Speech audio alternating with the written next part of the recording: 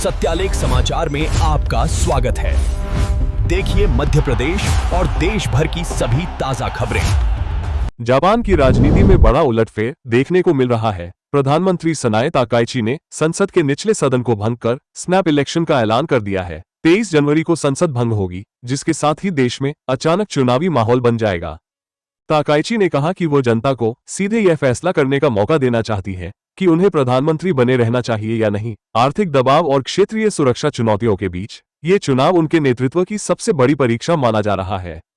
अब देखना होगा कि यह चुनावी दांव ताकाइची को मजबूत जनादेश दिला पाता है या नहीं। धामी कैबिनेट ने आज कई बड़े फैसलों पर मुहर लगा दी है। मुख्यमंत्री पुष्कर सिंह धामी की अध्यक्षता में हुई बैठक में उपनल कर्मियों को समान कार्य के लिए समान वेतन की सौगात दी गई।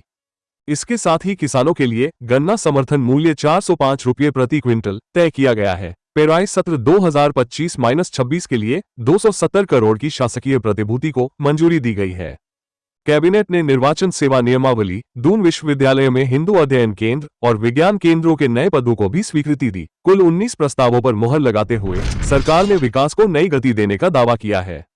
गर्भपात के बाद दर्द को लेकर कई महिलाओं के मन में सवाल और डर बना रहता है। मेडिकल साइंस के अनुसार गर्भपात चाहे दवाओं से हो या सर्जरी से, कुछ हद तक दर्द और ऐंठन होना सामान्य है।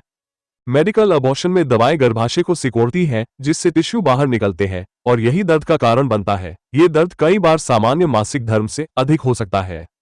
डॉक्टरों का कहना है कि सही दवाओं, आराम और पोषण से इस दर्द को नियंत्रित किया जा सकता है, लेकिन असहनीय दर्द या परेशानी होने पर तुरंत चिकित्सकीय सलाह लेना बेहद जरूरी है।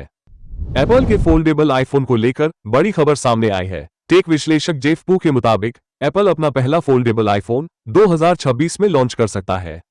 रिपोर्ट के अनुसार फोन में 5.3 इंच का कवर डिस्प्ले और खोलने पर 7.8 इंच की बड़ी स्क्रीन मिलेगी। डिजाइन आईपैड मिनी जैसा होगा और मजबूती के लिए लिक्विड मेटल और टाइटेनियम हिंज का इस्तेमाल किया जाएगा। खास बात यह है कि सुरक्षा के लिए इसमें फेस आईडी की जगह टच आईडी दी जा सकती है। एप्पल का ये कदम स्मार्टफोन बाजार में नई प्रतिस्पर्धा पैदा करेगा।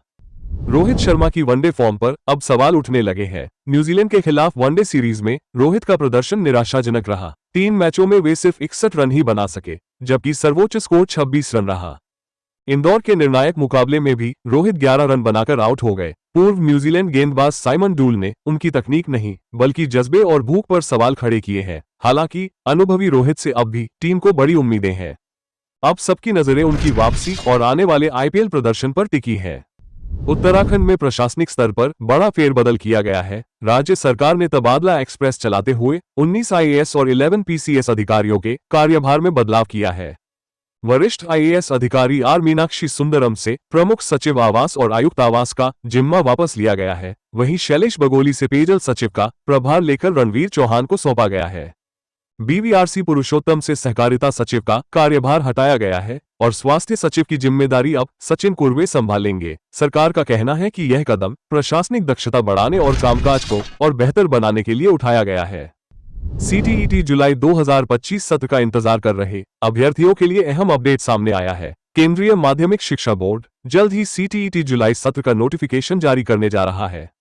ये परीक्षा साल में 2 बार जुलाई और दिसंबर में आयोजित की जाती है, जिसमें शिक्षक बनने का सपना देख रहे लाखों छात्र भाग लेते हैं। नोटिफिकेशन में परीक्षा तिथि, आवेदन प्रक्रिया और पात्रता से जुड़ी पूरी जानकारी दी जाएगी। उम्मीदवारों को सलाह है कि वे सीबीएसई की आधिकारिक वेबसाइट पर नियमित नजर बनाए रखें। सीटीईटी परीक्षा का उद्देश्य देश में शिक्षा की गुणवत्ता को बेहतर बनाना है। मेलबर्न से बड़ी टेनिस खबर। 24 बार के ग्रैंड स्लैम चैंपियन नोवाक जोकोविच ने ऑस्ट्रेलियन ओपन में अपना 100वां मैच जीतकर इतिहास रच दिया है। पहले दौर में जोकोविच ने स्पेन के पेड्रो मार्टिनेज को सीधे सेटों में हराया। मेलबर्न पार्क में अब उनका रिकॉर्ड 100 जीत और 10 हार का हो गया है। इसके साथ ही जोकोविच 3 अलग अलग सतहों पर 100 से ज्यादा मैच जीतने वाले पहले खिलाड़ी बन गए हैं। उन्होंने ऑस्ट्रेलियन ओपन में 21वीं बार खेलकर रोजर फेडरर के रिकॉर्ड की भी बराबरी की। ये जीत जोकोविच के महान करियर में एक और ऐतिहासिक अध्याय जोड़ती है।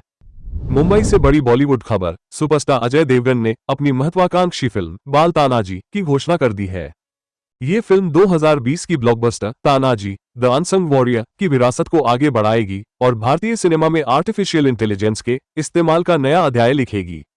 अजय देवगन और दानिश देवगन इस फिल्म का निर्माण अपने स्टूडियो लेंस वॉल्ट स्टूडियोज के बैनर तले कर रहे हैं। अजय देवगन के मुताबिक बाल तानाजी भविष्य के लिए तैयार कंटेंट होगी जो दर्शकों को एक बिल्कुल नया सिनेमाई अनुभव देगी।